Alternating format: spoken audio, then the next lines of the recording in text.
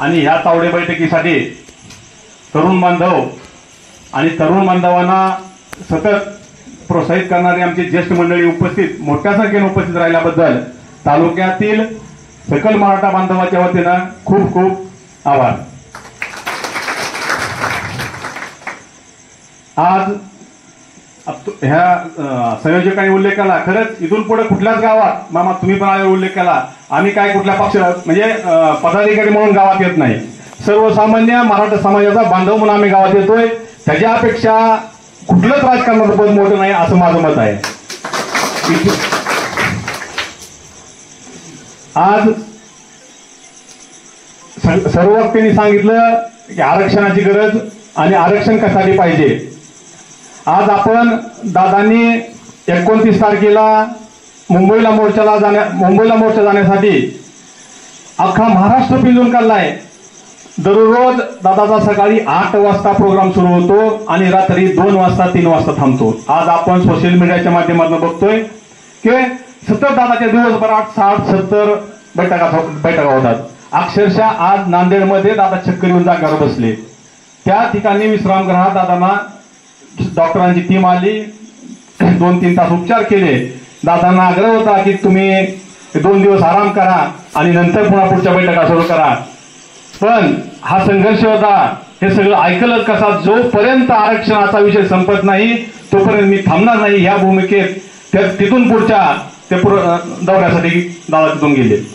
तर एवढा संघर्ष करणारा आपल्याला सेनापती मिळालाय। सातत्यानं आपण अध्यक्ष म्हणतो नेहमी की छत्रपती दुसऱ्याच्या घरात जन्माला यावा आणि राज्याभिषेक आपल्या घरात व्हावा। खरंच आरक्षणाच्या माध्यमातून आपल्याला सेनापती मिळाला आहे, छत्रपती मिळाला आहे आणि ह्या आरक्षणाचा राज्याभिषेक सोहळा आरक्षणाच्या माध्यमातून तुम्हा सर्वांच्या घरी होणार आहे। या गोष्टीचं आपण भान ठेवावं आणि ह्याच लढ्यासाठी हे आपल्या आरक्षणाची अंतिम लढाई आहे। आरक्षणाची अंतिम लढाई आपण का लढायची आहे? मामांनी सांगितलं बघा की कुठलीही गोष्ट शिक्षणाशिवाय आपली परिपूर्ण होऊ शकत नाही। शिक्षण करायचं म्हणलं तर आज आपल्या मराठा शेतकरी बांधवाच्या घरी प्रत्येकाची आर्थिक अडचण आहे आणि आपण कुठल्याही क्षेत्रात जावा आपल्याला कमीत कमी 1 लाख रुपयापासून डोनेशन 1 कोटीपर्यंत डोनेशन आहे। मग आपण हे करू शकणार आहेत का? नाही। मग आजपर्यंत दादांच्या माध्यमातून राज्यात 58 लाख नोंदी सापडल्यात आणि 58 लाख नोंदी सापडत असताना आपल्या तालुक्यामध्ये 25,000 नोंदी आजपर्यंत आढळल्यात। 25,000 नोंदीच्या माध्यमातून जवळजवळ 7 ते 8 हजार जात पडताळणीचे प्रकरण जात पडताळणीच्या ऑफिसला आहेत। म्हणजे एवढ्या लोकांना, एवढ्या तरुण पोरांना या वर्षभरात आपल्याला या गोष्टीचा लाभ मिळाला आहे।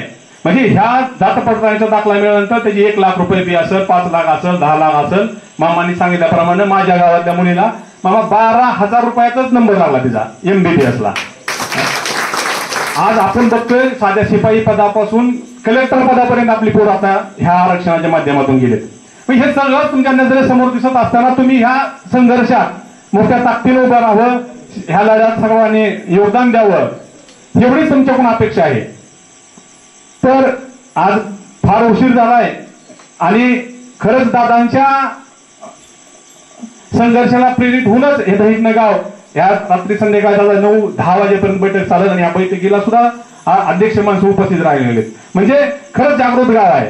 ह्या जागृत गावाचं करावं तेवढं कौतुक कमी आहे, पण ह्या लढ्यासाठी प्रत्येकानं मुंबईला 28 तारखेला निघायचंय, 29 तारखेला सकाळी आपल्याला पोहोचायचंय आणि या संघर्षात फक्त आपल्याला 3 दिवसात योगदान द्यायचंय।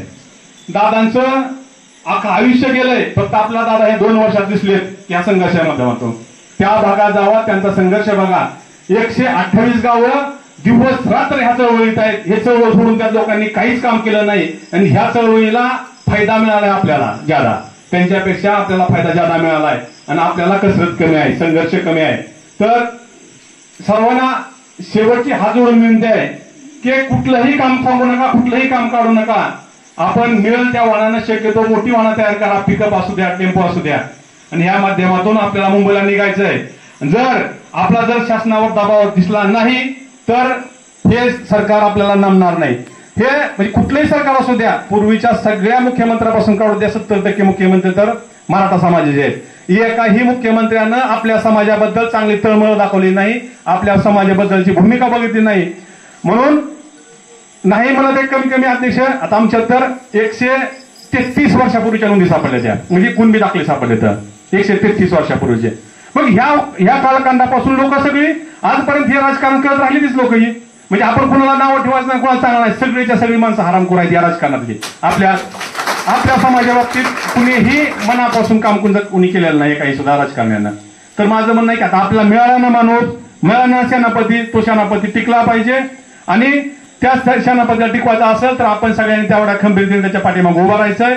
सर्वांना विनंती करतो की 28 तारखेला कुठल्याही परिस्थितीत कुठलीही अडचण न सांगता सर्वांनी ताकदीनं प्रत्येक माणसानं मुंबईला हजर राहावं, तरच होईल. नाहीतर मामा तुम्ही म्हणले तसं दादा एक तर आरक्षण नाहीतर मी परत येणार नाही, ही दादांची स्पष्ट भूमिका आहे. आणि जर आपल्याला तो माणूस गमवायचा नसेल तर तुम्ही आजपासून ताकदीनं तुमचे मित्र असतील, पाहुणे असतील, नातेवाईक असतील, सगळ्यांना फोन करा.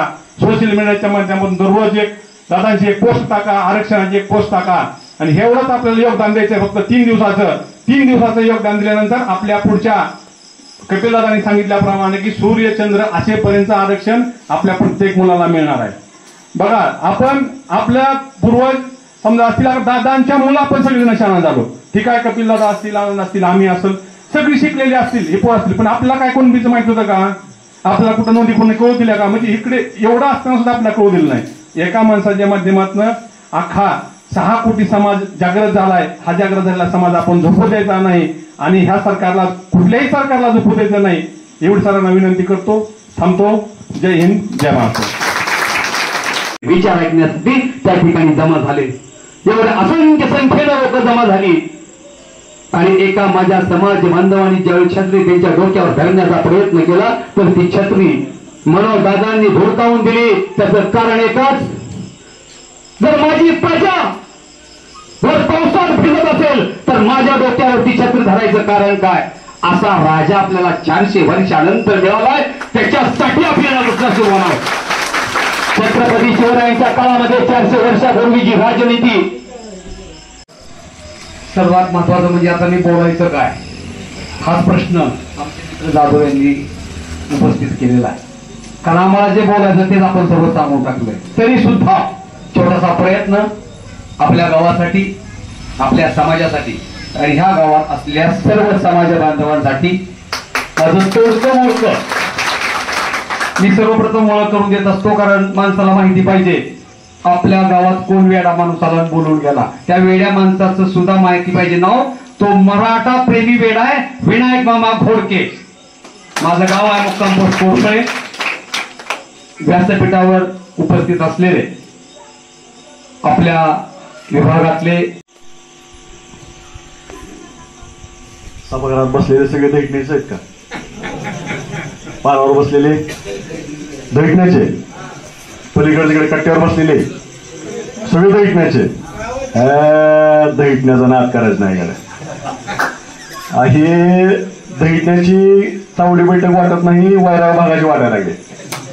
टाळ्या वाजवा तुमच्यासाठी एकदा. मला वाटतं घरात कोणीच राहिलेलं नाही शिल्लक. सगळे चावडे बैठकीला आले.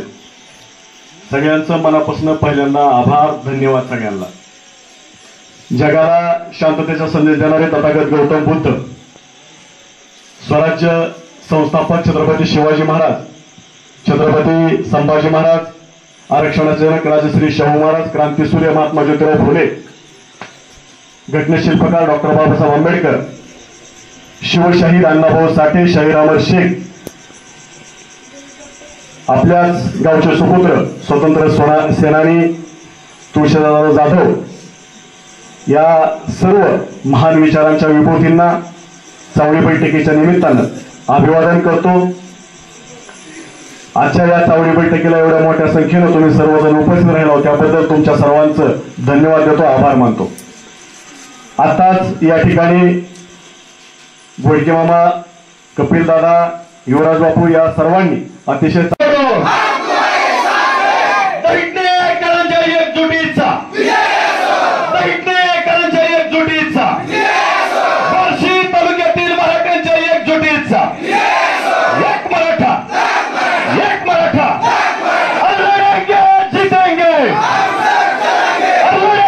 जीतेंगे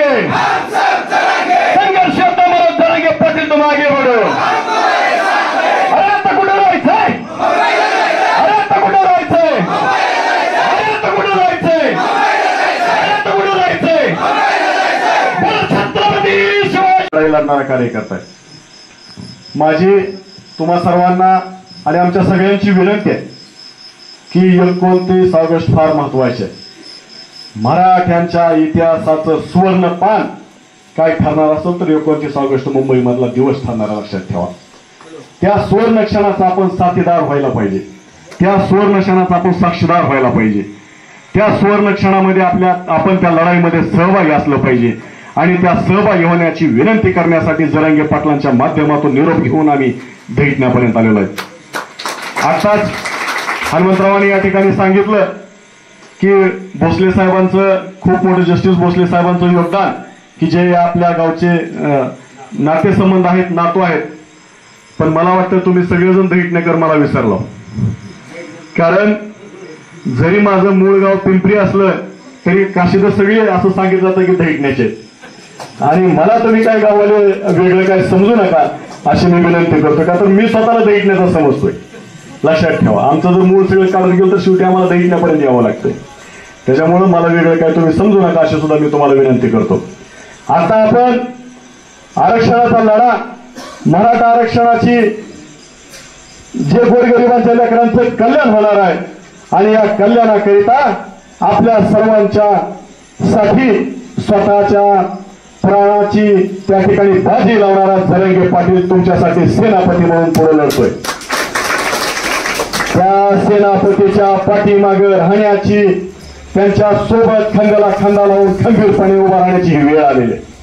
आताच बापूंनी सांगितलं की आम्ही तर मागच्या 2 वर्षापासून बघतोय अंतरवाली सराट आणि परिसरातली गावं, आज जसं तुम्ही वेळ काढून या ठिकाणी आलेला पारावरती चावडी बैठकीसाठी, अशी दररोज तिथली जवळपास 130-135 गावं दररोजच्या दररोज अंतरवाली सराटीमध्ये.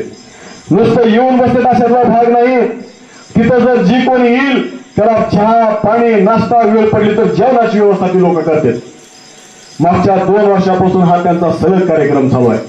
आपण फक्त येणाऱ्या 29 तारखेला गावामध्ये घरामध्ये जसा चावडी बैठकीला या ठिकाणी मोठ्या संख्येने आलात, तसं इथून पुढच्या काळामध्ये 29 तारखेला तुम्ही सगळेजण या. हे येत असताना आपण सगळेजण गावातले आता बसलेत, एकत्र बसून नियोजन करा. गावामधल्या ज्या पोरांना त्या ठिकाणी यायचंय शक्यतो त्यांना खर्चात घालू नका. जे येणार नाहीत म्हणजे जसं सर्व्हिसला कोणी असेल शक्यतो सगळ्यांनीच या, पण ज्यांना जमत नाही त्यांनी आर्थिक मदत त्या गावातल्या पोरांना करा. पिकअप टेम्पो वाहने करा मोठी, त्याच्यामध्ये जास्त लोकांना बसता येते. जर आपण 4 व्हीलर सारख्या गाड्या करताल तर जास्त लोकांना बसता येणार नाही, म्हणून सांगतो. ही नियोजनाची बैठक आपली भाषण करण्यासाठीची नाही, म्हणून मी ते सांगायला लागलो. पिकअप वाहने टेम्पो करा, सगळेजण मिळून त्या खर्चाची तयारी करा, तरतूद करा. कपिल दादांनी सांगितलंय, नेहमी प्रत्येक गावामध्ये सांगतात, ज्या दानशूर व्यक्ती आहेत आणि ज्यांना कुठली अडचण नाही शक्यतो त्याचं बोर्ड तुम्ही गावाच्या चौकामध्ये लावा, ह्यांनी ह्या व्यक्तीने असं दान केलेलं आहे. त्यांना वाटलं तर, आणि जे काही गुपित देणार असेल ते त्याचं गुपित ठेवा. अशा पद्धतीने काय तुम्हाला नियोजन करता येते ते करा.